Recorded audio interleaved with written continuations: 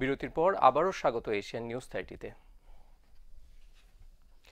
ইংরেজি দৈনিক ডেইলি স্টারের সম্পাদক মাহফুজ আনামের বিরুদ্ধে দুটি মানহানির মামলা করেছেন শরীয়তপুর আওয়ামী লীগ নেতা নুরুল আমিন কোতোয়াল ও হানিফ মাল।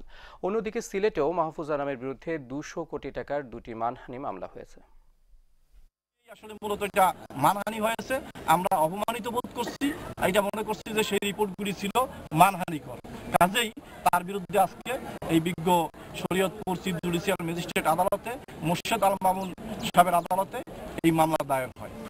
এত বড় অপরাধ করার কারণে আমি ব্যক্তিগতভাবে উদ্যোগ নিয়েছি এই মাহফুজ আনাম যিনি ষড়যন্ত্রকারী, প্রধান ষড়যন্ত্রকারী, তার বিরুদ্ধে আইনানুগ ব্যবস্থা গ্রহণ করে তাকে জেলে নিক্ষেপ করা হোক।